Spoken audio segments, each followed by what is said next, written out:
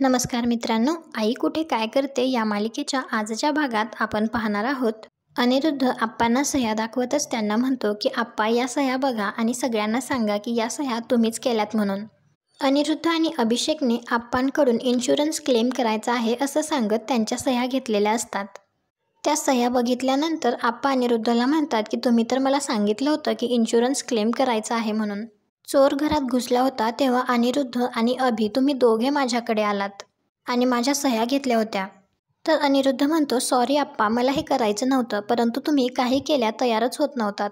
घरातल्या सगळ्यांना इथे टॉवर व्हायला हवाय आप्पा, पण तुम्ही एकटेच अडून बसला होतात, मग काय करायचं आम्ही? आमच्याकडे दुसरा ऑप्शन नव्हता. तर संजना म्हणते आप्पा आम्ही काही तुम्हाला घराबाहेर काढणार नाही आहोत, तुम्हाला सुद्धा मोठा फ्लॅट मिळेल. आपण सगळे एकाच टॉवरमध्ये राहणार आहोत, म्हणजे सगळे एकत्रच असू परंतु प्रत्येकाला स्वतंत्र जागा मिळेल. आप्पा चांगल्या घरात राहता येईल, चांगल्या फॅसिलिटीज मिळतील, सगळे खुश होतील. तर अरुंधती म्हणते तुम्हाला स्वतःच्या चुकीचं समर्थन करताना लाज नाही वाटत आहे का? आप्पांना लागलं होतं, त्यांची मनस्थिती बरोबर नव्हती, या गोष्टीचा फायदा घेतलात तुम्ही, काहीच कसं वाटलं नाही तुम्हाला? आणि ती अभिला म्हणते या दोघांकडनं तर मला वेगळी कुठली अपेक्षा नव्हती, पण तू इतक्या खालच्या पातळीवर उतरलास. रेस्टॉरंटच्या प्रकरणात सगळे तुझ्या विरोधात होते, मी एकटीने तुझ्यावर विश्वास ठेवला होता, त्यावेळी अगदी डोळ्यात पाणी आणून म्हणाला होतास तू मी संजनाच्या पातळीवर कधीच उतरणार नाही म्हणून.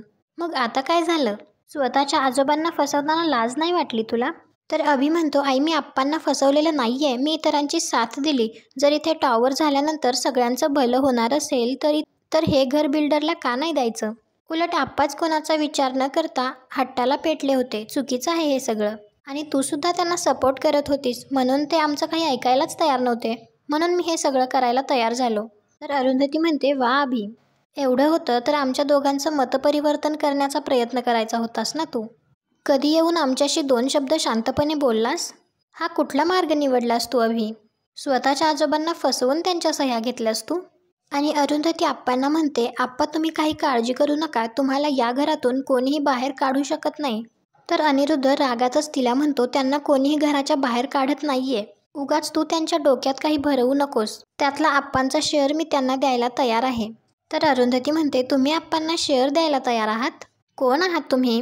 आप्पांचं घर आहे हे, तुम्ही आप्पांच्या घरात राहताय, तुम्ही कोण त्यांच्यावर उपकार करणारे?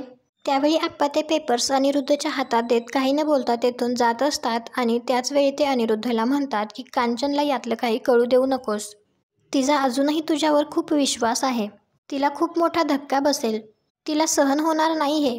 आप्पा तिथून निघून गेल्यानंतर अरुंधती बाकीच्यांना म्हणत असते तुम्ही माणसं आहात का कोण आहात रे? स्वतःच्या वडिलांना फसवण्याचा विचार तरी कसा आला तुमच्या मनात?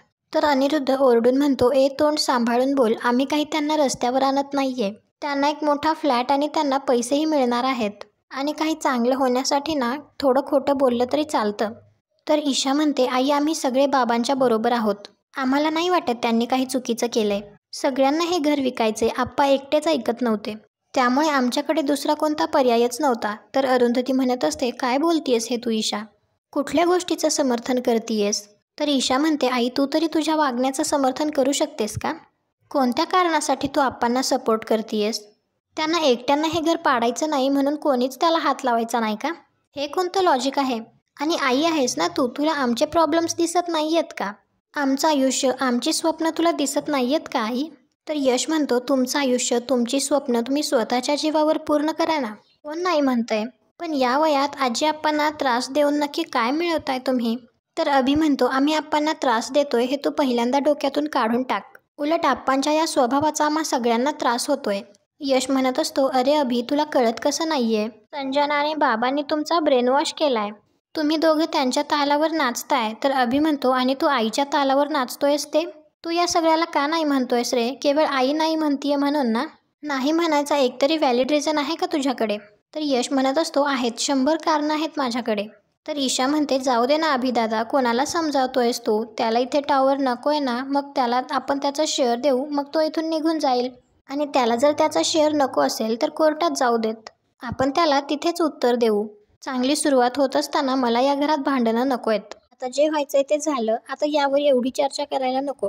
तर यश म्हणतो ठीक आहे, मग आपण आता कोर्टातच भेटू, बघू हे घर तुम्ही बिल्डरला कसं देता ते.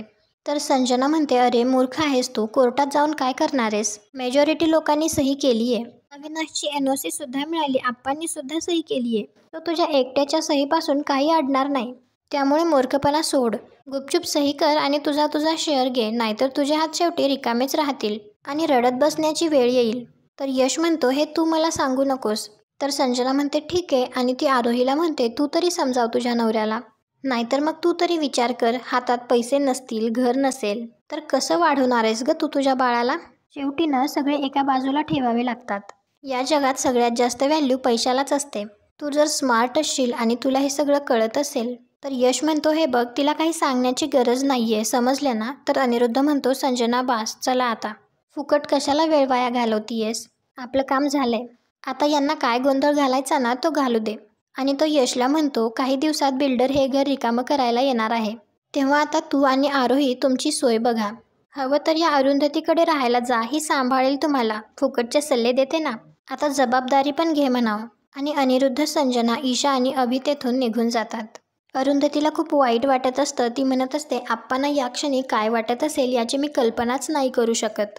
नशीब आईंना अजून यातलं काही माहिती नाही. गेल्या वेळी त्यांना ॲडमिट करावं लागलं होतं रे यश. आता जर हे सगळं यांना कळालं तर आरोही अरुंधतीला म्हणत असते, आई तुम्ही शांत व्हा प्लीज. तुम्ही अशा रडू नका. तुम्ही जर खचलात तर आप्पा खचून जातील. अरुंधती म्हणत असते, आई आप्पांचा खूप जीव आहे या घरावर आणि त्याहीपेक्षा आईंचा जीव अनिरुद्धवर आहे. आईंना जर कळालं अनिरुद्धनेच आप्पांना फसवून हे सगळं केलंय तर त्या कोलमडून जातील ग. तर आरोही म्हणते, आपण ना यातलं आजींना काहीही सांगायला नको. अरुंधती म्हणते, किती दिवस लपवणार आहोत आपण? बिल्डर दारात उभा राहिल्यानंतर आईंना सगळं कळणारच आहे. या वयात कुठे जाणार आहेत त्या? कसं होणार आहे सगळं? तर अनघा म्हणते, ताई आपल्याला माहिती आहे ना, आजी आप्पा हा धक्का सहन करू शकणार नाहीत. मग आपण यावर काहीतरी मार्ग नक्की काढू. यश सुद्धा म्हणतो, आपल्याला काहीतरी करावंच लागणार आहे. हे घर आपल्या हातून जाता कामा नये. इकडे अभि जानकीला खेळवत असताना तिला म्हणत असतो, जानकी तुला माहिती आहे का, आता आपलं नवीन घर होणार आहे. त्यात जानकीची स्वतःची रूम असणार आहे. आपण ती ना छान अशी सजवूयात. जानकीसाठी छान छान खेळणे आणूयात. आपण दोघं आणि आई खूप मजा करूया तिकडे. त्यावेळी अनघा रागातच तेथे येऊन अभिला म्हणते, उठ, माझ्या मुलीच्या बाजूलाही बसायचं नाहीस तू. तर अभि म्हणत असतो, काय झालंय तुला? तर अनघा म्हणते, तुला एकदा सांगितलेलं कळत नाही का? माझ्या मुलीच्या जवळही बसायचं नाहीस. नंतर तिच्या जवळपास जरी फिरकलास ना तर याद राख. तर अभि म्हणतोय, काय सारखं माझी मुलगी माझी मुलगी? जानकी माझी सुद्धा मुलगी आहे. उगीच डोकं फिरल्यासारखं वागू नकोस. तू मला जानकीच्या जवळ जाण्यापासून अडवू शकत नाहीस, समजलं? तर अनघा म्हणते, मी अडवणार, कारण तुझ्यासारख्या माणसाची सावली सुद्धा मला तिच्यावर पडू द्यायची नाहीये. किती निर्लज्ज आहेस तू. मला ना तुला नवरा म्हणण्याची सुद्धा लाज वाटतीये. अनघा म्हणते, स्वतःच्या आजोबांना फसवलंस? तर अभि म्हणतो, मी काही आप्पांना फसवलं वगैरे नाहीये. मी हे सगळं ना तुमच्यासाठी केलंय. तर अनघा म्हणत असते, आमच्यासाठी? आम्हाला नको असताना? आम्ही म्हणालो होतो का आम्हाला मोठं घर हवंय, सगळ्या सुखसोयी हव्यात? जे आहे ना त्यात आनंद आहे आम्हाला. तुला या घरात राहायचं नाहीये. मग तू तुझ्या आवडीनिवडी आमच्यावर का लादतोयस? तर अभि म्हणतो, अनघा तुला हे सगळं नको असेल, पण जानकीला हे सगळं हवंय. उद्या ती मोठी झाली की म्हणेल, मला स्वतःचं घर हवंय, स्वतःची रूम हवी आहे. तर अनघा म्हणते, हे सगळे तुझे अंदाज आहेत अभि. आणि समजा जानकीला समृद्धीमध्येच राहायला आवडत असेल तर मोठी झाल्यानंतर तिने तुला नावं ठेवली तर तू देणार आहेस तिला पुन्हा असं घर, एवढं मोठं अंगण, ही सगळी माणसं? कुठून आणशील रे हे सगळं? एवढी मोठी स्वतःची स्वतंत्र जागा सोडली आणि त्या स्क्वेअर फीट फ्लॅटच्या मोहात पडलायस तू. तेही स्वतःच्याच आजोबांना फसवलंस. अरे एक वेळ पैसे कमवून फ्लॅट खरेदी करता येईल, पण आप्पांचा कमावलेला विश्वास कसा कमावता येईल पुन्हा? त्यांना काय वाटत असेल अभि? तर अभि म्हणतो, तू आता ही जी काही बडबड करतीयस ना तेच उद्या इथे टॉवर झाल्यानंतर सगळ्यांची मतं कशी बदलतात ते बघ. उद्या हेच आप्पा आमचं कौतुक करायला लागतील. तर अनघा म्हणते, अजिबात नाही, या असल्या गोष्टींसाठी कोणीही तुमचं कौतुक करणार नाहीये. आप्पा एक शब्दही बोलले नाहीत, त्यांना केवढा मोठा धक्का बसला असेल. किती स्वार्थी आहेस रे अभि तू. संजना ताईंच्या आणि बाबांच्या पावलावर पाऊल ठेवून तू आणि ईशा चाललात आणि याचा शेवट चांगला होणार नाहीये. अभि तिला म्हणतो, एवढं मी सगळ्याच्या भल्याचा विचार केला, पण त्याचं कोणाला काहीच नाही. तर अनघा म्हणते, नाहीच वाटणार, आणि मला माझ्या मुलीवर हे असले संस्कार करायचे नाहीयेत. त्यामुळे आजपासून तू या रूममध्ये झोपायचं नाहीस, जा इथून. तर अभि म्हणत असतो, अनघा आता हे सगळं अति झालंय. मी ऐकून घेतोय म्हणून वाटेल ते बोलतेयस तू.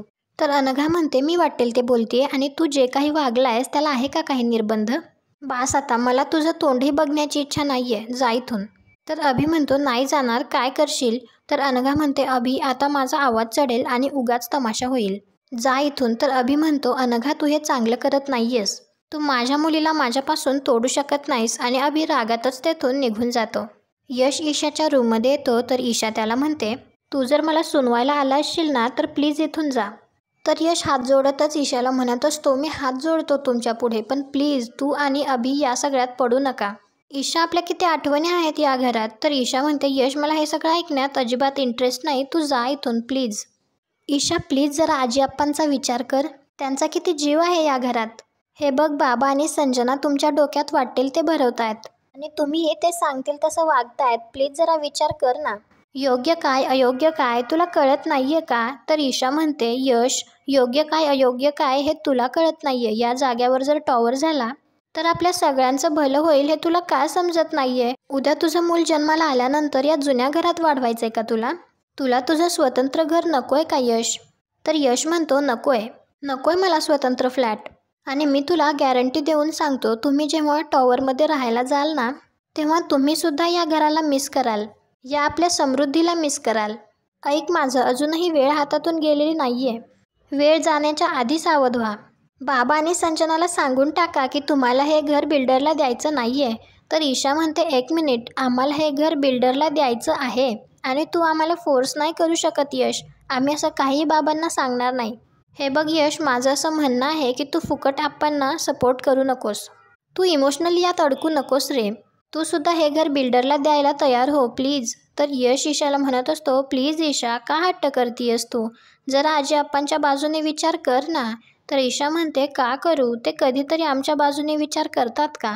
यश मला माझं स्वतंत्र घर हवंय, आजीने 24 तास माझ्यावर नजर ठेवायला आता मी लहान नाहीये, मला नाही आवडत सतत प्रश्न विचारलेलं. तर यश म्हणतो ठीक आहे ईशा, एवढाच प्रॉब्लेम आहे ना, मग मी आजीशी बोलतो.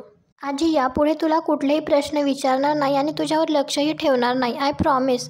तर ईशा म्हणते यश एवढाच प्रॉब्लेम नाहीये, तुला कळतंय का आता मी एकटी आहे, मला माझं फ्युचर सिक्युअर करणं गरजेचं आहे. उद्या माझं हक्काचं घर असेल तर मी कोणावर डिपेंडंट राहणार नाही. आप्पा मला सतत ऐकवणार नाहीत की मी त्यांच्या घरात राहते, माझं स्वतःचं घर जर मला मिळत असेल तर मी का कोणाचा फेवर घेऊ.